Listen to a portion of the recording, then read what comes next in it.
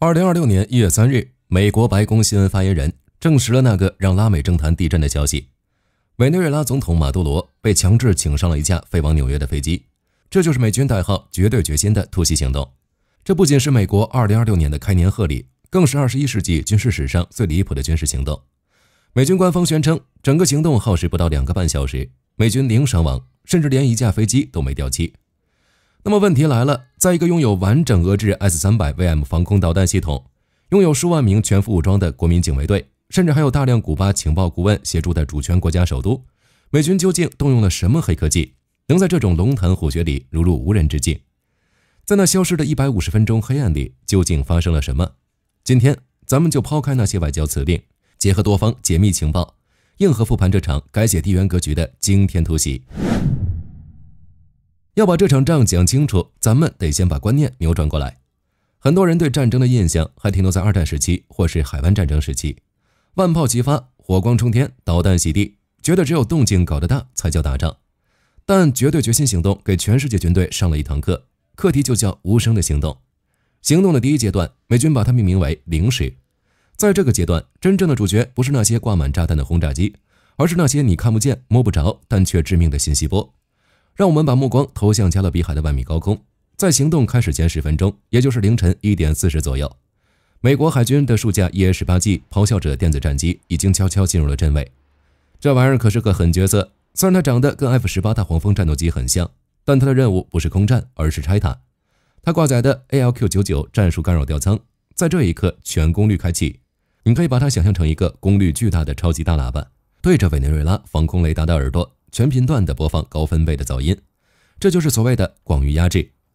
在這個瞬間，委內瑞拉軍隊手裡那些花大價錢買來的 S-300VM 防空系統，其相控陣雷達原本應該精準地捕捉空中的每一個目標，但現在雷達屏幕上只能看到漫天的雪花和雜波。導彈還在發射架上，但他們已經成了瞎子，打誰往哪兒打完全不知道。但這還只是第一層，如果只是電子干擾，還有可能被對方通過光電系統或者備用頻段反制，所以美軍還上了第2道保險——網絡戰。在美軍發起行動時，委內瑞拉也迎來了一場全城大停電。這可不是特種部隊去剪電線了，那太土了，這是美國網絡司令部的傑作。據推測，早在行動開始前的幾個月，美軍的頂級黑客就已經通過供應鏈攻擊，把一種針對工業控制系統的逻輯炸彈植入了加拉加斯電網的控制中心。這種病毒平時處於休眠狀態，誰也發現不了。但在預定時刻，也就是凌晨1點50分，遠程指令一下達，病毒瞬間激活。它不僅切斷了電力輸送，甚至可能鎖死了發電廠的渦輪機控制程序，讓維修人員想手動重啟都做不到。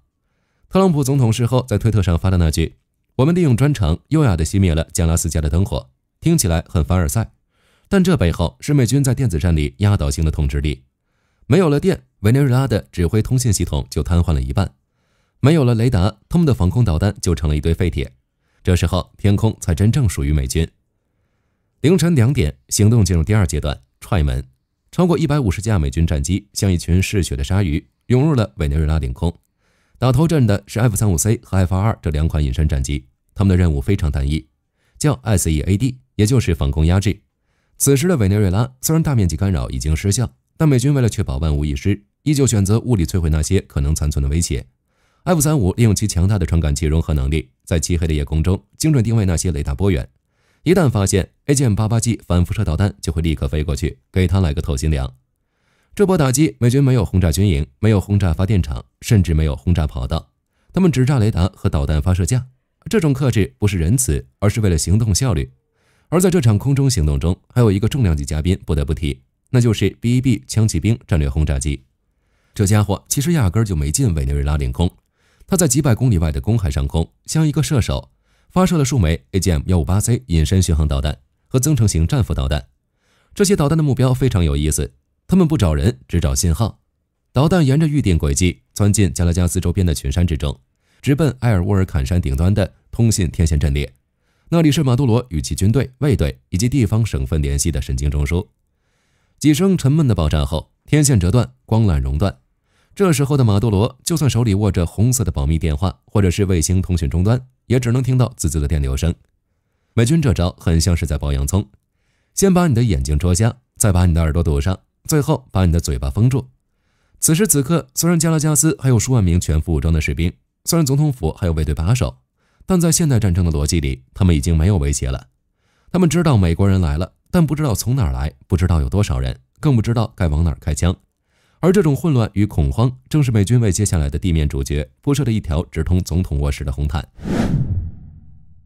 路鋪好了，燈也滅了，接下來真正的主角上場了。把時間撥到凌晨2點01分，在加勒比海漆黑的海面上，一群黑色的幽靈正在貼海飛行。他們的高度低得嚇人，只有不到30米，幾乎是擦着浪尖在飛。螺旋槳捲起的水霧瞬間就被拋在身後。這就是大名鼎鼎的第160特種作戰航空團，外號夜行者。如果你看過電影《黑鷹墜落》，對他們一定不陌生。他們是全世界飛得最野、技術最硬的直升机部队。這次他們出动了經過深度改裝的 MH-47G 支奴幹重型運輸機和 MH-60M 黑鷹直升機。這些飛機裝備了地形跟蹤雷達和前視紅外吊艙，能夠在完全沒有光線的環境下，像蝙蝠一樣在複雜的城市建築群中穿梭。他們的目標是位於加拉加斯市區的蒂烏納堡軍事基地，這裡可不是一般的兵營，它是委內瑞拉國防部所在地，是整個國家軍事權力的心臟，也是馬杜羅最後的避難所。按理說，這種地方應該是銅牆鐵壁，防空機槍、肩扛式導彈應該排列得密密麻麻，但是因為雷達失效、通信中斷，導致委內瑞拉一方指揮官找不到下屬，下屬找不到彈藥庫鑰匙。當夜行者的旋翼聲在頭頂轟鳴時，地面的守軍陷入了徹底的呆滯，他們甚至分不清這是自己人的飛機還是敵人的飛機。就在這種混亂的掩護下，美軍直升机群展現了神級的駕駛技術。他們沒有選擇在開闊的操場降落，而是直接懸停在了馬杜羅官邸的屋頂和院子裡。MH-60M 兩側的小鳥特種偵察直升機利用加特林機槍對着周圍的制高點進行了預防性的壓制射擊。升降落地，幾十名全副武裝的三角洲特種部队队員像黑色的閃電一樣切入戰場。這裡有個細節讓人細思極恐，三角洲部隊在衝進建築時沒有絲毫的遲疑，他們似乎對這裡的每一個轉角、每一扇門，甚至每一個樓梯的寬度都了如指掌。這怎麼可能？這可是委內瑞拉最高機密的建築。而事後解密的情報顯示，美軍為了這15分鐘的突擊做了長達半年的準備。他們在波多黎各或者佛羅里達的一個秘密基地裡，根據衛星圖像和內線提供的情報，按照1:1的比例，完完整整地搭建了一個馬杜羅官邸的全尺寸模型。這幫特種兵在這個模型裡練了整整幾個月，白天練，晚上練，關了燈練，扔着催淚瓦斯練，他們把這套突擊動作練成了肌肉記憶，哪怕閉着眼睛都知道向左走幾步是走廊，向右走幾步是總統臥室。所以當他們面對那扇號稱能防 RPG 火箭筒的鋼筋混凝土安全門時，沒有像電影裡那樣拿炸藥硬炸，因為炸藥動靜太大，容易導致結構坍塌傷及目標，也容易讓裡面的人狗急跳牆。他們掏出了專用的便攜式熱熔切割器，這種黑科技能在幾秒鐘內產生數千度的高溫，對着門鎖結構滋滋幾下，就像熱刀切黃油一樣，瞬間破門。當然，委內瑞拉方面也不是完全沒有抵抗。馬杜羅身邊的古巴安全顧問和總統衛隊最死忠的那部分人，在最後時刻進行了激烈的還擊，但在單向透明的戰場環境下，這種抵抗更像是悲壯的自殺。美軍帶着全景夜視儀 GPN-VG-18，擁有熱成像視野，能透過煙霧和黑暗看清每一個熱源，而守軍只能對着黑暗盲目掃射。這是一場一邊倒的屠殺。短短10幾分鐘的近距離交火，委內瑞拉方面和古巴顧問大約有40人陣亡，而美軍這邊則是0傷亡，只有幾名隊員在破障時受了輕傷。凌晨2點30分，戰鬥結束，馬杜羅被強行穿上了一件戰術背心，戴上了防噪耳機和眼罩。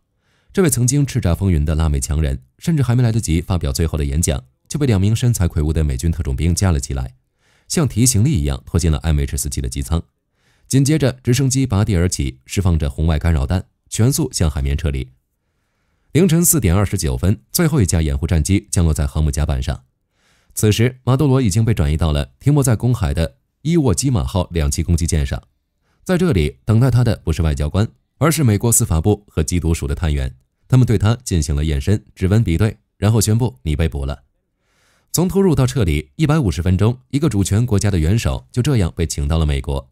這不僅是戰術上的奇蹟，更是對全世界所有反美政權的一次赤裸裸的武力展示。只要我美國想，就沒有我去不了的地方，抓不到的人。如果只盯着這150分鐘看，大家可能會覺得美軍是神兵天將，運氣爆棚。但實際上，這只是冰山露出水面的一角。水面之下是長達1年的恐怖圍獵。咱們常說殺人誅心，美軍這次行動則是先誅心再殺人。早在2025年初，也就是突襲發生的1年前，美國政府就已經開始布局了。第一步叫法律戰，這也是美國人的老傳統了。想打你，先得把你從道德和法律上搞臭。美國司法部引用了針對黑手黨的 ISO 法案，把馬杜羅政權直接定性為跨國犯罪集团。注意這個定性的變化，以前說你是獨裁者，那還是政治問題，打你要經過國會宣戰，很麻煩。現在說你是毒販頭子，這就變成了刑事執法問題。美國總統只要簽個行政令，就能授權軍隊協助缉毒署去抓捕嫌疑人。這一招直接繞過了國際法關於主權豁免的限制，把一場戰爭包裝成了警察抓小偷。第二步叫技術封鎖。咱們都知道，委內瑞拉經濟全靠石油。美軍第4艦隊在2025年搞了一個大動作，叫鋼鐵圍欄。以前搞海上封鎖，得派驅逐艦一艘船一艘船的查，效率低，還容易起衝突。這次美軍直接上了無人水面大軍，數以百計的無人水面艇像鯊魚群一樣游弋在委內瑞拉的領海邊緣。這些無人艇裝備了先進的 AI 識別系統和光電傳感器，任何一艘進出委內瑞拉港口的商船，哪怕是一艘看似不起眼的漁船，只要它的航線軌跡、吃水深度或者電子指紋 AIS 信號有一點異常， AI 立馬報警。一旦確認這艘船是在幫委內瑞拉運油或者運零件，美軍的攔截指令就來了。如果是油輪，直接扣押；如果是走私船，直接擊沉。這種由 AI 驅動的封鎖網，24小時不间斷，滴水不漏，它就像一根越勒越緊的绞索，徹底勒死了委內瑞拉的經濟咽喉。這場圍獵導致的結果就是，到了2025年底，委內瑞拉政府連公務員的工資都發不出來了，軍隊的伙食都成了問題。這就解釋了為什麼在突襲當晚，很多委內瑞拉的部隊根本沒有抵抗慾望，飯都吃不飽，誰給你賣命？甚至有情報顯示，美軍早就用成箱的美元買通了加拉加斯卫戍區的幾位關鍵指揮官。你要麼拿着這100萬美元去邁阿密養老，要麼跟着馬杜羅一起死。在這個選擇題面前，人性是經不起考驗的。第3步也是最關鍵的一步，叫情報透明化。在突襲前的幾個月裡，加拉斯加的上空其實一直有一雙眼睛盯着，那就是阿 Q170哨兵隱身無人機，外號坎大哈野獸。它利用隱身性能，在幾千米的高空長時間盘旋。它搭载的合成孔径雷達和多光譜相機，甚至能透過雲层和偽裝網看清地面人员的活動規律。再加上美軍策反的內線，這可能是馬杜羅的私人醫生，也可能是他的廚師。美軍掌握了馬杜羅的作息時間、心理狀態，甚至連他吃的藥都一清二楚。這種情報的顆粒度細緻到了令人發指的程度。所以說，當三角洲部隊踹開那扇門的時候，勝負其實早就在1年前注定了。這是一場典型的美式戰爭，用法律剝奪你的合法性，用封鎖耗盡你的體力，用收買瓦解你的意志，最後才用特種部隊給你致命一擊。講到這兒，可能很多朋友心裡都有個大大的問號。委內瑞拉雖然反美，但畢竟是個爛攤子，窮得叮當響。美國人冒得着犯這麼大風險，甚至不惜背上破壞國際秩序的罵名，去搞這麼大動靜嗎？這背後的邏輯，咱們得把它掰開了揉碎了看。這不僅僅是抓一個人那麼簡單，這是美軍算了3本賬：經濟賬、地緣賬、政治賬後得出的結果。首先，最實在的是經濟賬，也就是石油。這事兒不說透，大家可能不理解。有人說美國现在页岩油革命了，自己就是產油大國，不缺油啊。錯了，美國缺的不是油，是重油。委內瑞拉擁有世界上最大的石油探明儲量，比沙特還多，而且它的油大部分是重質原油。美国墨西哥沿岸的那些龐大的煉油廠，當初設計的時候就是專門用來吃這種重油的。失去了委內瑞拉的廉價重油，美國煉油廠的成本飆升。更重要的是，這不僅僅是買賣，是抵債。委內瑞拉這些年因為經濟崩潰，欠了一屁股外債，包括欠美國公司的巨額資產賠償。馬杜羅在台上，這筆錢永遠是要不回來的死賬，把它拿掉，扶持一個親美政權。美國石油巨頭像埃克森美孚、雪佛龍，立馬就能重返委內瑞拉，接管油田，恢復生產，然後用賣油的錢來還債，這叫以油抵債，或者叫資源沒收。在華爾街精英眼裡，這就是一次暴力的資產重組。其次是地緣政治的爛賬。新門羅主義，打開地圖看看委內瑞拉在哪兒？它扼守着加勒比海的南大門，離美國本土其實非常近，那是美國的後院，是美國的軟腹部。在美國的戰略家眼裡，後院必須絕對乾淨。但馬杜羅這幾年在幹嘛？他跟俄羅斯搞聯合軍演，允許俄羅斯的圖160戰略轟炸機降落加拉加斯。他買伊朗的無人機和導彈技術，甚至有傳聞說他還準備給某些國家提供海軍基地。這在美國看來，性質就變了。這不再是一個拉美國家的內政，這是在給美國的戰略對手提供跳板，是在美國眼皮子底下埋地雷。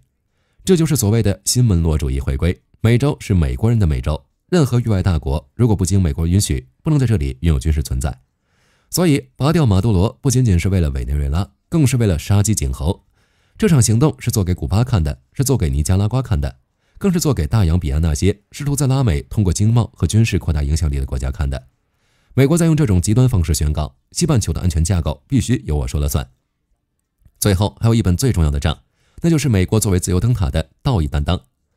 別忘了，在馬杜羅治下的這幾年，委內瑞拉是個什麼光景？曾經的南美富國變得經濟崩潰，通貨膨脹到了天際，老百姓連飯都吃不飽，數百萬難民被迫背井離鄉。面對這種發生在自己後院的人道主義災難，全世界都在看着，都在問誰能來結束這場噩夢。而這一次，美國政府沒有選擇僅僅是發幾份無關痛癢的聲明，或者是提供一點杯水車薪的援助，而是選擇了最硬核也最有效的方式，直擊源頭。把馬杜羅帶走，不僅是為了美國的利益，更是為了把委內瑞拉人民從高壓和貧困中徹底解放出來。這種路見不平、拔刀相助的勇氣，恰恰證明了美國依然是那個敢於為自由世界兜底的超级大國。當總統宣布行動成功的那一刻，對於美國民眾來說，這無疑是一次民族自豪感的巨大提升。他向世界宣告，美國依然有能力、有意願去糾正這個世界上的不公與混亂。所以你看，當能源安全的考量、地緣秩序的維護以及捍衛自由與人權的神聖使命，這三者疊加在一起時，美軍的這次雷霆出擊就不再是一場簡單的軍事冒險，而是一場為了正義與和平的歷史性遠征。故事講到這裡，復盤基本結束。單從軍事角度看，絕對決心行動不僅是完美的，它更是一件令人嘆為觀止的藝術品。美軍用這場教科書般的行動，向全世界展示了什麼叫真正的降维打擊，什麼叫令人窒息的聯合作戰能力。這種將高科技與勇氣完美融合的戰爭藝術，放眼全球，也就只有美軍能玩得轉。但是，如果我們把視角拉高，站在歷史的長河上看，這場戰術上的完勝，其戰略意義或許比我們想象的還要深遠。我想起了1989年，那是上一次美軍為了鏟除毒梟政權，為了維護地區正義，果斷出兵巴拿馬，抓捕了諾列加。當時的行動同樣伴隨着爭議，但時間給出了最好的答案。那一戰之後，巴拿馬運河的安全得到了保障，那裡的人民也最終迎來了正常的生活。而這一次2026年的絕對決心，性質其實是一樣的，它標誌着美國作為世界秩序的維護者，再次承擔起了那份沉甸甸的責任。如果一個超級大國面對威脅區域安全的流氓政權，還要被所謂的條條框框約束，還要在無休止的扯皮中浪費時間，那才叫真正的失職。美軍的雷霆出擊，恰恰是在告訴世界，真正的國際秩序不是靠軟弱的妥協得來的，而是靠絕对的實力和懲惡揚善的決心來捍衛的。這就像是在混亂的叢林中樹立了一座燈塔，今天我懲罰了罪惡，明天帶來的就是更持久的和平與穩定。所有的法外狂徒在這一刻都得掂量掂量挑戰正義的代價。而且對於委內瑞拉來說，這何嘗不是一次重生？那架帶走馬杜羅的C-17運輸機，帶走的是一個混亂的時代，留下的可能是久違的希望。隨着石油設施的重啟，隨着國際資本的回歸，那些原本支持馬杜羅的民眾終會發現，只有融入文明的世界體系，日子才能越過越好。加拉加斯的明天不會是下一個巴格達，而極有可能成為南美洲重新崛起的明珠。畢竟歷史無數次證明，在美式力量的庇護下，秩序與繁榮往往會緊隨其後。好了，關於2026年這驚心動魄的一頁，今天就和大家硬核復盤到這裡。最後留個問題給各位大神在評論區討論，面對這種直接上門抓總統的操作，你覺得美軍的下一步計劃會是什麼？咱們評論區聊聊。我是火力軍，我們下期再見。